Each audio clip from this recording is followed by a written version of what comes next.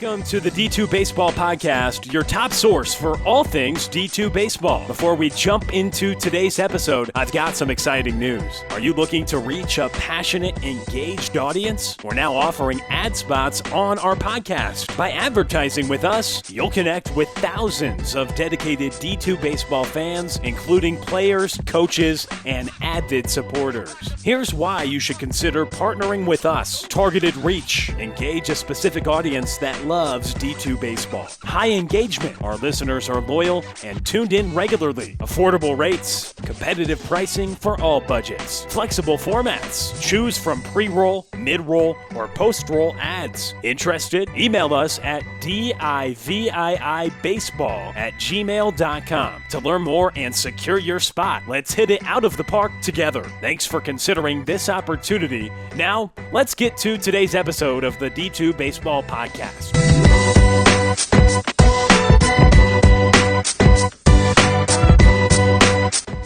Welcome into the Division II Baseball Podcast.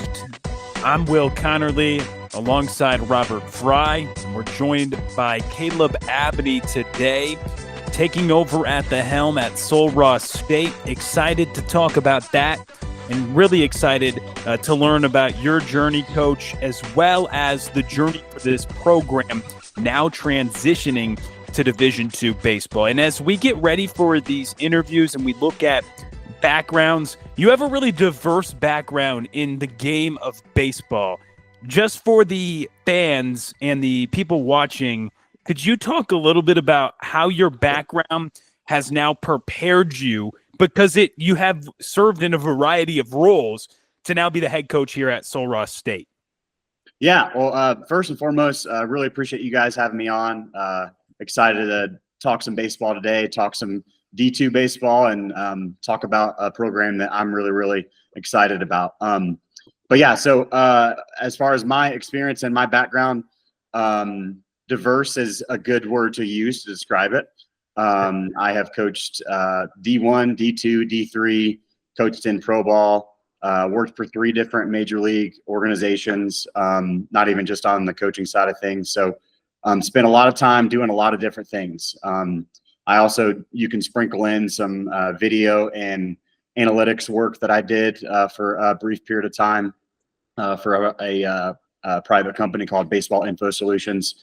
I've done a lot of things, and I've seen baseball from a lot of different perspectives, and that has afforded me the opportunity to learn a lot from a lot of different people in a lot of different organizations/schools. I'm excited about what that could potentially mean for bringing some of, hopefully some of that knowledge to the program here at Sul Ross, and to see how successful we can be. And speaking of Sul Ross, Coach, talk a little bit about, when the opportunity arises, how did that process work out? Did you reach out to them? Did they reach out to you? And then how the process went from going from there to now being the head coach at Sul Ross State? Yeah, so I would say I got this job in actually perhaps what might be the most uncommon way to get it. I saw a job posting, I applied, and I got it. In the game of baseball, a lot of times you don't get jobs that way. You get jobs from the people that you know, and your name is thrown in for things, you're recommended for things, and truthfully, in the application process, and as I was interviewing for this job, my name was actually thrown in for another couple of jobs that I did not get.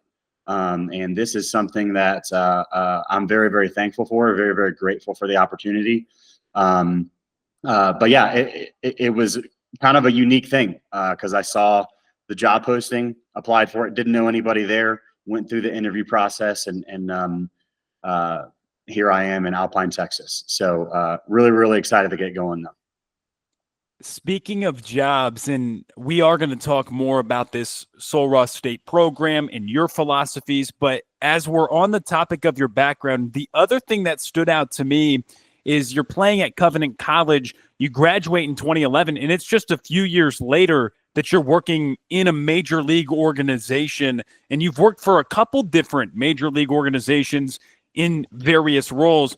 I wonder, that process, was it similar? Was that always a dream of yours to get in right away at that level? And what experiences or things do you take from working at the highest of high levels in terms of for professional organizations in Major League Baseball now to this role?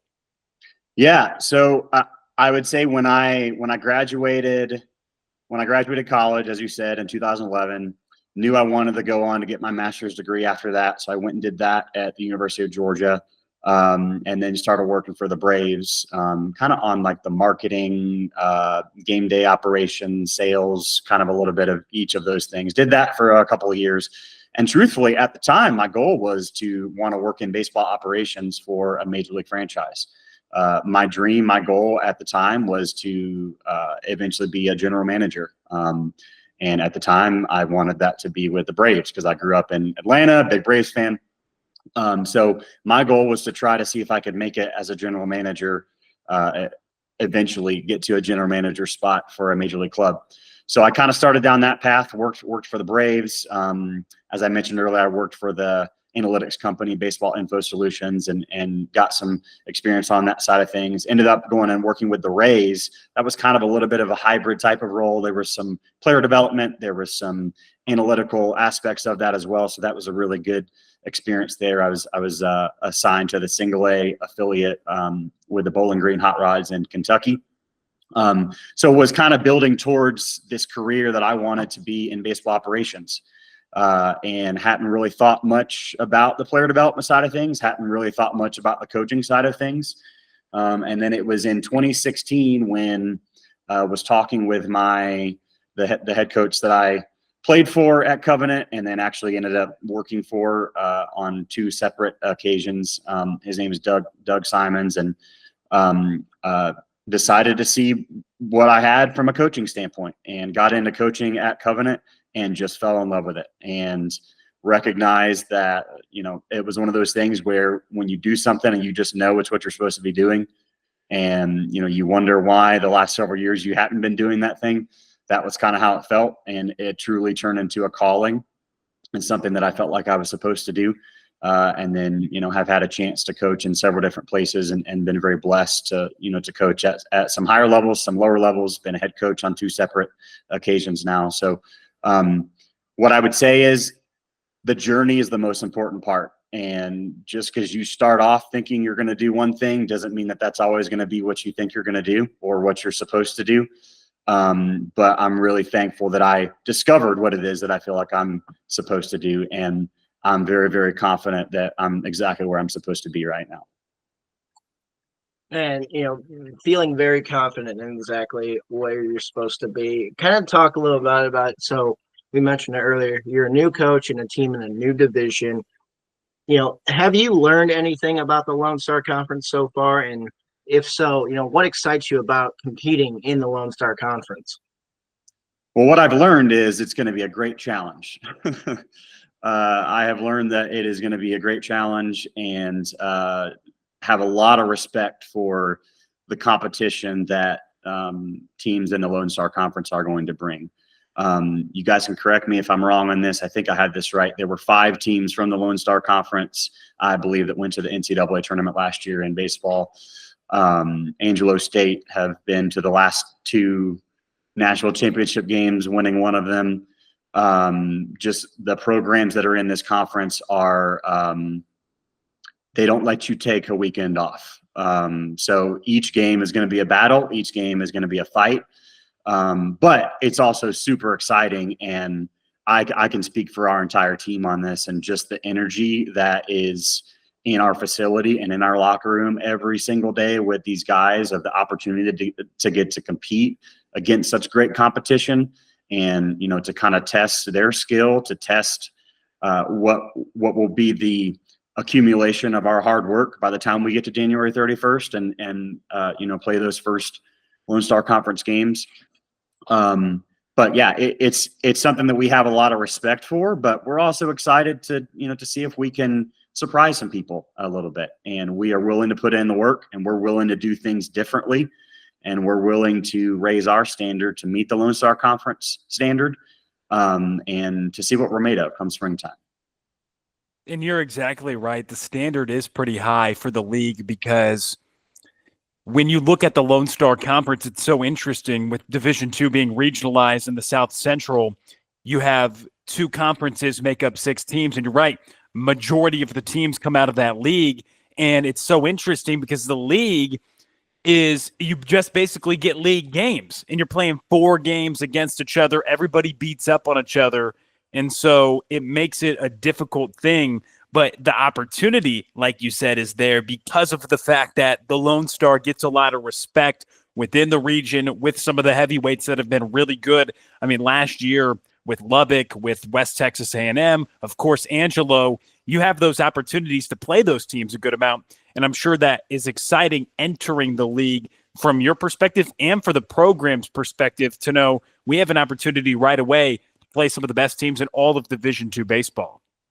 Without a doubt. I mean, just knowing that we get to compete at that level and to see what we're made of. And as you mentioned, you play 4-game series and we play 12 of those. So I literally get 2 non-conference games the entire season that I can schedule, which is insane to me. But it's also super exciting. I mean, we play our first conference game on January 31st. I don't know that there's any league anywhere in any sport that can say that they start playing conference games that early on without really having that much time to prepare. So our fall is super important to us, as I'm sure the rest of the Lone Star Conference teams feel the same way. The fall is super important because of, we come back to school on January 14th and 17 days later, we're playing a conference game against St. Mary's. So it'll be time to wake up and get ready to go early. But with that comes a lot of opportunity and a lot of opportunity for us to promote the brand of our school and to expand the influence of our school. And I know that is the primary reason that our athletic director chose to take us in the direction of moving up to D2 from D3, was to help, expand the reach of the school and to increase respect for the school from an athletic standpoint, from an academic standpoint, and the influence within the state of Texas too. So we're really excited about the opportunity and really looking forward to getting going. And Coach, speaking of, promoting your brand, you have definitely been one person that has not shied promoting his brand of, hitting philosophy. So I want to, ask your questions on that is, tell us a little bit about your type of hitting philosophy. I know there's a few tweets that you mentioned that I kind of want to get to regarding this, but tell us a little bit about it and like how so far it's going in the fall in terms of developing your hitters. Yeah, as you mentioned, and if anybody has followed anything that I've had to say on social media for the last 7 or 8 years of my coaching career, I'm not bashful in making my opinions and perspectives on athlete development and in-game strategy, and how you try to go about trying to win games from an offensive standpoint. And truthfully, even on the pitching side too, I don't say as much about those things, but I have strong opinions, but I'm willing to change those opinions if evidence is presented otherwise. One thing that I try to be consistent with is being willing to change my mind if there's clear evidence to show that I'm wrong or that how we're doing things is wrong. I tell our guys this all the time. I'm going to be evidence-based. Everything's going to be as close to research-based as we possibly can. You can't research everything, and you can't come up with hard evidence on everything in life in general, but definitely in the game of baseball from a strategy standpoint, from a training perspective, from a skill development standpoint. But we can get as close as we possibly can. And for the things that there is the most amount of evidence on, we're going to be consistent with that. We're going to be driven by data that's real and that's objective and that's hard and difficult to argue with. So truthfully, a lot of those perspectives come from that as the foundation, and that's truly where I come from. I want to constantly be doubting myself and questioning myself and being, as I mentioned, willing to change my mind. So kind of what that has created from a perspective, from an in-game perspective, is we're going to be aggressive. We're going to be really aggressive. We're trying to create big innings. We're largely not just trying to go one base at a time, although we're going to be very aggressive on the bases as well. But we're trying to hit for extra bases. We're not going to give away outs. We are going to try to go for the best possible outcome from an offensive standpoint. We want to play an inspired, bold brand of baseball on both the offensive side and the pitching side of things. So what that's going to look like from a strategy standpoint and from a philosophy, and as far as our identity as a team, it's going to look different than other teams. And I think it will actually, I know it will surprise some people. Just some in-game decisions that we make, or in-game decisions that we don't make, things that we choose not to do, that is going to stick out. But honestly, I feel like that's something that could provide us with an advantage over other teams, because we are willing to do things differently, and we're willing to do things that are evidence-based and that are probabilities-based. And even past that, from an intangible standpoint, I talk to these guys all the time about being inspired and playing fearless, and not being worried about what might happen if you aren't successful. Let's think about what we're trying to do and being successful. And that's why we go for the best possible outcomes. So it's going to be an aggressive brand of baseball where we're trying to hit for extra bases. We're stealing bases. We're going to be really good with 2 strikes too. But that's a lot of our philosophy, and we train that way too. So from a development standpoint, everything is consistent. Everything is consistent with what we're trying to do in games. Our training and our practice and our skill development time is going to look just like that. So we spend a lot of time scrimmaging.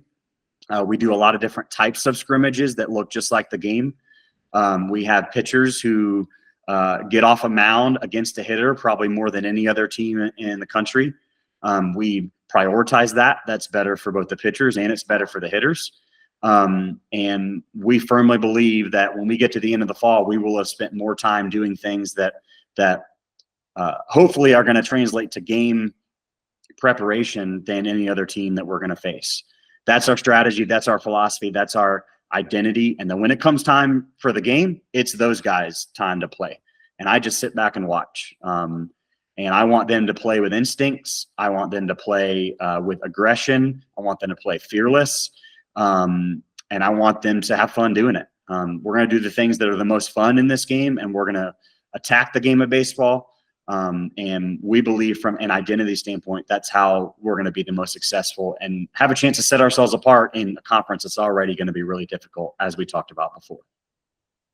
You mentioned being evidence-based in terms of some of the approaches you have, and doing research throughout your career, I'm sure has contributed to the style that you want to coach with now. I wonder, has there been a situation where you have changed your thoughts on something? And could you share maybe like, hey, I thought this and now I think that, and you apply that? Have there been any examples of that now affect how you coach today? Yeah. The one that sticks out the most was early on in my coaching career, the first few years of my coaching career. I was very mechanically driven with how I coached hitters, with how I coached swings, and trying to make sure that it looked a certain way. And, the things when I think back those first few years that I coached that I would say to kids that now it kind of makes me, just my personal perspective, my personal opinion, who I am as a coach now, I think back and it kind of makes me cringe that I used to say some of the things that I used to say.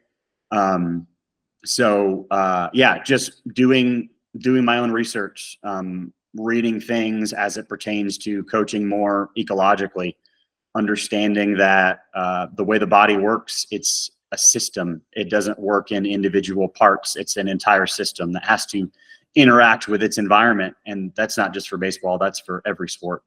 So learning about those things and doing my own research, reading research articles, reading books, reading more Honestly, it's modern, but it's really not, because a lot of these concepts have been around for several decades. They just haven't been adapted the way that they should be in the game of baseball, in my opinion. But yeah, so just doing research on that and changing my perspective on how I want to try to help a hitter develop into the best version of himself, and the environments that I'm going to design in order to do that, the types of things that I'm going to say to him, the types of things that I'm going to choose not to say to him, those are very, very different now from what it used to be the first few years of my career. And now I'm much more athlete centered. It's about them. It's about them. It's not about me. It's not about my opinion on how it's supposed to look. It's not about my opinion on how he feels or what I think is best for him. It's number one, it's about him. Number two, it's about how he's able to be successful in the game, which is where it matters the most. So those are things that I have really grown into the last several years, and continue to do research on those things and adapt those things as more evidence is made clear to me that I should change my mind. And as I mentioned earlier, I'm going to constantly try to be sensitive to that. And you talked a little bit about, letting athletes be athletes. And so I want you to kind of expand on that and kind of answer the question of, in regards to that, how has that impacted athletes in terms of now in today's era where, the opportunity to go into the portal is now more likely than maybe in years past? Yeah, I think that's that's one of the most underrated things maybe about the philosophy that we implement, and that I'm such a big believer in, is I think it has the best chance of any philosophy that any coach out there could have at wanting to at preserving your roster in the way that it's currently constructed and making it an environment where kids don't want to leave. Even if maybe they're not getting the exact amount of playing time that they expected or what they want. I'm a big believer in creating an environment where it's really hard for a kid to leave, because he knows that he's going to be developed, and he knows that he's going to be prioritized in the program at Sul Ross State University more than he will in any other program. And he's going to be cared about first and foremost. But also he's going to be pushed in the right ways, to grow his skill set in the most authentic way possible. And as a staff, as a coaching staff, we're going to believe in him. And we're not going to stop believing in him. And we're not going to put him in a box and say that he can't be this or he can't be that, or you have to be this, or this is the type of player that you are. No, we want to inspire each kid that we have in our program to believe that they can be more.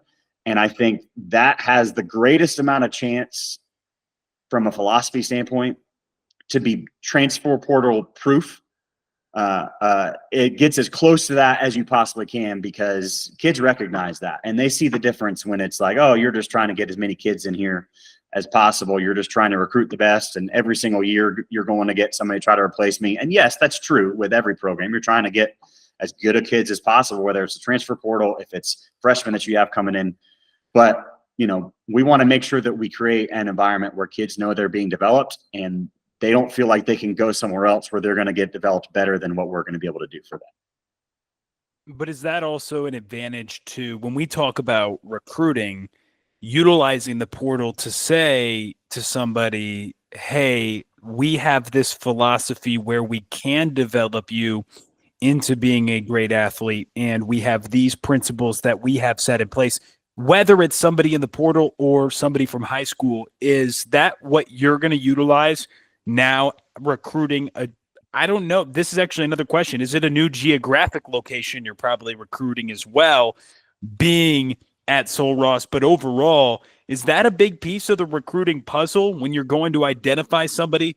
Hey, this is what we're about, and you look to really share your philosophy with them, opposed to maybe a different approach on the recruiting trail? That's an excellent point, and I'm glad you brought that up, because that literally is my recruiting philosophy. And I think that is something that has a chance to set us apart more than other schools too. I think, you look at the traditional model of recruiting in the game of baseball, whether it's a D1 school, D2, D3, it doesn't matter. The idea is okay, let's just go to as many events as possible. Let's put the word out. Let's like scour the internet and let's go. We'll just get the best possible kids every year. And, we'll try to keep them healthy. We'll roll the balls out there and we'll play. Right. And then you just repeat that cycle most years. Not all coaches do that, but that's kind of the standard process. And recruiting is such an important piece in that model. You have to get better horses each year. You got to get better and better. You got to get better talent. And with that model, if you don't prioritize development and you don't, as you said, use the philosophy of development to attract kids, then every year your recruiting class is, and you going and getting them and being able to sell them on your school and like why they should come there because they're top talent and why they should come there versus other schools. You really have to rely on having a really good recruiting class every single year. And while that is something that obviously is important to every coach and it's important to me too, I want to try to back into that a little bit by saying, okay, we're going to establish ourselves having a reputation of developing players, not just developing players, but developing young men. If we establish ourselves as having a reputation that we're going to develop better than any other school that you could potentially go to, then all of a sudden that reputation can aid a lot in helping to build your recruiting process. So now kids are coming to you because they hear, oh, I'm going to go to Sul Ross State because I know that they're going to develop me. So building that reputation, I think recruiting should follow development, not the other way around. And I think we've had that backwards in baseball for a long time. And I'm trying to flip that on its head. And I believe that that's yet another thing that could set us apart. If we start with development first, and then kids will come as a result of them knowing that we're going to do that really, really well here. And I'm sure it goes both ways. For example, when you go to recruit a guy who everyone can develop, right? But I'm sure there's a level of guy who probably says, I can come in, I can dominate, opposed to like the player probably has to want to develop as well, right?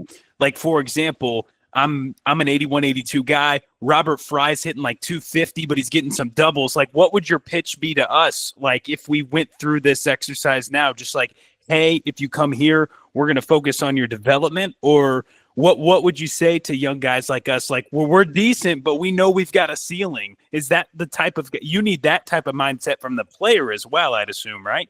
Yes. We want guys that don't believe they have a ceiling. And I say that to our guys all the time. I'm like, I don't want you to believe that you have a ceiling. I want you to believe that wherever you are right now, it's not good enough. And it's not in a way that we make them feel bad about themselves. And it's not in a way where it's like, oh, you're not good enough as a player. It's like, no, you should have, if you're an athlete, if you're a competitor, you should believe that there's always further to go. If you throw 94, well, let's get to 96. You throw 96, let's get to 98. You have 110-mile exit velo potential. Well, dude, let's go. Let's get you to 112. Let's get you to 115. I can't stand the idea of guys saying I can't do that. One of my most hated phrases in all of hitting, and I hate to talk from a negative standpoint, but one of my most hated phrases in all of hitting is, a guy saying I can't hit that pitch.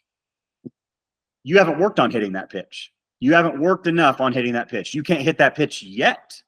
But saying that you can't hit that pitch or that you can't be successful doing something, those are excuses that we don't, in as kind and a loving way as possible, we don't allow excuses like that, because I believe a big part of our job as coaches is to inspire these guys to be better men.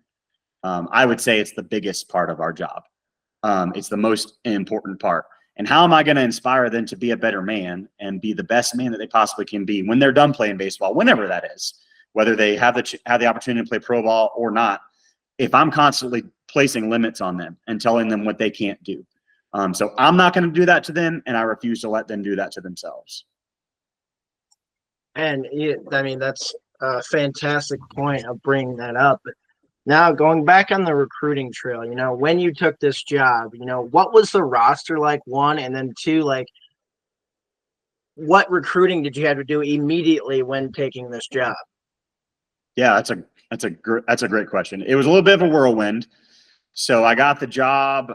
It's like the first week of August, first or second week of August. So there were, it was like 2.5 weeks until school started. So at that point, it's the last little bit that you try to, maybe reach out to some people, whether it be on social media or, when you make an announcements, you have like a million DMs, and actually I'm still like going through my DMs. So if anybody haven't responded to your DM, like I'm still going through it, because when stuff gets put out there and a Division II program going into the Lone Star Conference, like people start coming out of the woodwork. But yeah, so you just the last little bit, those last couple weeks of hitting the transfer portal, talking to kids that are for whatever reason, the school they were going to, it fell through at the last minute, or they're a kid who was at a JUCO that just last minute decided they weren't going back, or the school they were going to, they didn't feel good about it.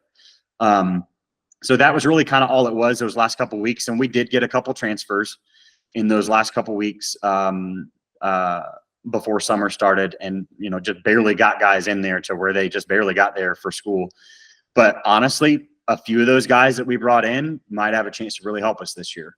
And transfers are always really good to get, because there's, they're guys that you don't have to teach as much about. Hey, this is how you go to class. This is how you do stuff in college. This is how you handle your business. They're more mature. They've seen higher levels of baseball too. They've seen what it looks like. And in many cases, they've even competed in it. Maybe had a ton of innings, had a ton of ABs. So it was a challenge those last couple of weeks, kind of wrapping that up. But we got a few guys that we're really excited about and have done really well so far in the fall, and we're excited to see what they'll do come springtime. Now that question is asked about what the roster will look like come springtime, I don't know. I think this is such a dumb question to ask, but I feel like I want to, just because it's your first year. It's the first year for Sul Ross new conference. Like, what are the expectations for the team, you think, in year one? We're trying not to think too much about that. And I hate to be cliche in saying this, but we're trying not to think too much about that. We're trying to think about, what can we do today to be great? What can we do tomorrow to be great? We just had a conversation about that as a team the other day. So our, kind of team mantra is uncommon tenacity. So we want to be uncommon. We want to be different with how we go about things. We don't want to be average. We want to be great. And to be great, you need to be uncommon rather than just the average common man and how they go about doing things. And we want to be tenacious. We want to be a group of guys that individually and collectively, we're stubborn. We're stubborn to not let go on things. We are stubborn to refuse to lose, no matter, even if we've gone through some struggles. If we come to springtime and we lose the first 3 games of a series, and we got to try to salvage that 4th one, that's where that tenacity is going to come in handy. So regardless of how many games we win or don't win come springtime, that's what we're pursuing every day. And that's where I'm trying to keep these guys focused. As overused as it can be, we're trying to focus on the process. We're trying to focus on what we're doing today. And we believe if we are sold out to that, and we're sold out to that idea, and we come together as a unit, and we're all holding each other accountable to that, to being uncommon, to being tenacious, to putting everything that we have into being great on a day-to-day basis, I'm very confident that we will surprise people more than what maybe some expectations could be coming in.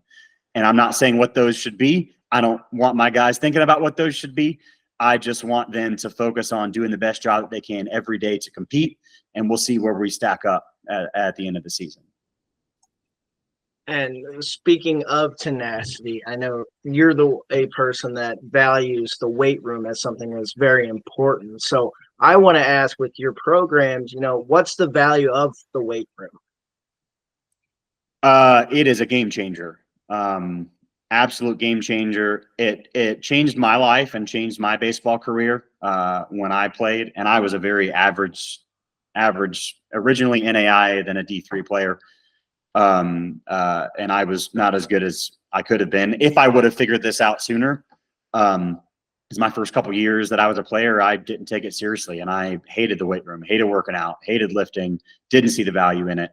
So it made a difference to me personally, to the point where I ended up going and getting my master's degree in kinesiology from the University of Georgia, and have also got my certification in strength and conditioning. So I'm a CSCS as well, and I maintain that, and I still, do the CEUs every couple of years and go to the conferences and stay up to date on that stuff. And I'm constantly doing research on it, but it is massive. And it's something that we are growing in our ability to recognize how important that is. And so far, I want to give these guys credit as far as what they've done these first few weeks. They've been getting after it. Absolutely getting after it. Definitely more so from what it was reported to me what they did last year. So I feel like even just doing a better job in there, setting that better foundation, first and foremost from a health perspective, that's where it's the most important thing. You keep guys healthy if you do a good job of committing yourself in there. But secondarily, the development piece that we spent a lot of time talking about today can make a big difference in getting your guys to that standard that needs to be met in order to compete in the Lone Star Conference from a velocity standpoint, from an exit velocity standpoint. So these guys have been getting after it, and they recognize how important it is, but it is an absolute game changer if it's something that, coaches and teams can really commit to. When you take over a program as well, and just when you're leading a team at a university, a lot of the time for your players, I mean, it's spent in the classroom, it's spent studying, it's spent also doing all these baseball activities. But I'm curious, because when you're recruiting, we talked about part of the pitch is about player development, but also I'm sure part of it has to be about what the school has to offer as well. And being a new coach as well at a university, like, one, did you know much about Sul Ross State before you took over? And two, how are you feeling that you're getting a better understanding of the institution and the community overall? Because I know that is a big factor into decision-making as well, what majors are offered in the et cetera. So I'd love to hear how you're feeling more comfortable about the university itself and what it has to offer. Yeah, I'm still learning, Will.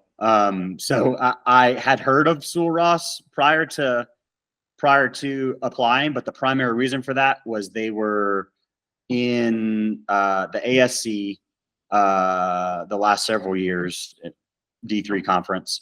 And one of my best friends in coaching is the head coach at LeTourneau University, who are in that conference. So I had heard of them because I knew he had played them. That was about as much as I knew. So of course, when I'm going through the interview process, I'm Googling and doing all my research to learn about the school, to learn about the history of the school, to learn about the town of Alpine, to learn about the community. And I think that's something that should be an ongoing process. And I mean, I can go online and tell you all the majors that we offer. And when I'm talking to a recruit, say, we don't have aviation or whatever the major is that they're looking for. So we can have those conversations, but truly knowing, kind of the heartbeat of the school, the heartbeat of the town, of the community. I haven't been here long enough to really fully get a grasp on that. It's been a great experience so far, and I'm very grateful for it. But it is definitely an ongoing thing that I'm looking forward to diving into more. And Coach, speaking of an ongoing thing, final thought I have for you is, throughout your coaching career, who have been your biggest mentors, or who have had a big impact into where you're at today? It's a great question. I would say first and foremost, I mentioned him earlier. His name's Doug Simons. So I played for him at Covenant. He's been at Covenant, I think 19 years, something like that. So I played for him for 4 years, went back and coached with him. He was where I got my start in college coaching back in fall of 2016. And then I went back and coached on another occasion after working in pro ball. And just the belief that he had in me and the trust that he had in me to allow me to run the offense essentially. And, really kind of sparked my desire to really be a head coach, which I hadn't really thought much about a ton prior to that. So his belief in me and his allowing me to grow and learn my own philosophies and implement my own philosophies and even do some crazy things at times. Really, really thankful for that. I think of guys like Blaine Brown, who was the head coach at King University, the D2 school that I worked at. He took a chance on me and hired me, and I learned a lot from him. Travis Jansen worked underneath him at Austin Peay State, Division I school in Clarksville, Tennessee. Very, very thankful for him. And then really everyone with the Minnesota Twins had a great experience there, and was very thankful for everybody that I had a chance to interact with, and just learned so much there. So I'm a big believer in constantly learning, and you can learn something from everybody. Even if you disagree with somebody on 99% of things, there's 1% that you can learn something from everyone. So I try to abide by that with everyone that I interact with and come across in my career. And I'm looking forward to continuing to do that as I get a chance to know all these coaches in the Lone Star Conference over the next few years.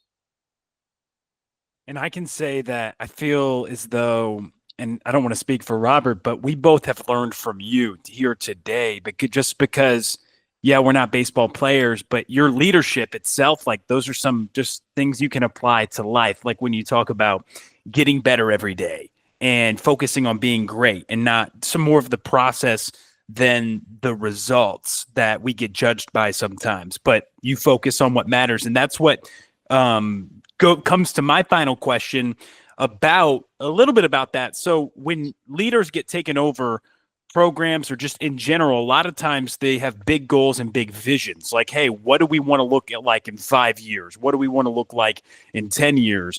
Now, how do you balance having those aspirations and goals to look like you want to work towards something, while also knowing we just have to focus every day on doing our best? Because if you're doing your best every day and you're not working towards something, what are you doing your best for? I would love your thoughts on that. I know that's a really general question, but I feel like you will have a fantastic answer. No, it's honestly a question that come back to me and talk to me maybe in like 30 years when hopefully I have an answer, because I feel like it's going to take that long to truly figure out the best way to go about that. Because honestly, it's something that I think about on a daily basis. And anyone who's ever led anything, whether it's a college baseball team or if it's, a CEO of a big company or whatever it is, I think everybody struggles with kind of striking that balance. It's the difference between micro expectations and micro goals as far as what you're doing on a day-to-day basis or an hourly basis versus what am I actually doing this for? So it's tough. It's not easy, because I can't never talk about, hey, we need to win games and we need to, compete in such a way to where we're competitive against these really good teams that we're facing. And we want to get to conference tournaments, and we want to, win conference tournaments and go to the tournament. But at the same time, if you get too bogged down in those things, then you forget what actually leads to that. So that constant back and forth and that constant tension between the micro and the macro. Some coaches live a little more in the micro. Some coaches live a whole lot more in the macro. I'm trying to balance that as much as possible, knowing that long term, the goal is to win the Lone Star Conference, and I'm not going to be shy about that. And I don't think that that's something that's out of the realm of the possibility for our program in the next few years. I don't know exactly when that's going to be. But I know what leads to us putting ourselves in a better position to have a chance to do that. So it's kind of that constant balance of let's do things that we know that lead to it. And we know that that's overall the goal, what we're going towards. But let's also keep moving the standard as we create more and more success. So for example, if we, let's say this year we were to finish 9th out of 13 teams in the Lone Star Conference this year. Well, then, you want to try to build off of that. And it's like I said earlier that I say to guys, that if you're throwing 96, let's get to 98. If you're throwing 98, let's get to triple digits. So having something to go off of to push yourself, it has to be there. You're exactly right, Will. But as far as what you do on a daily basis, let's focus on the things that give ourselves the best possible chance, knowing that we can't fully even control that. You can't even fully control whether you win games. You can control whether you execute on the things that give you the best chance to win games. So that's where we're going to put a lot of our energy and our focus. And I am very confident that that's the best possible strategy that we can put into place that's going to give us the best chance to be successful.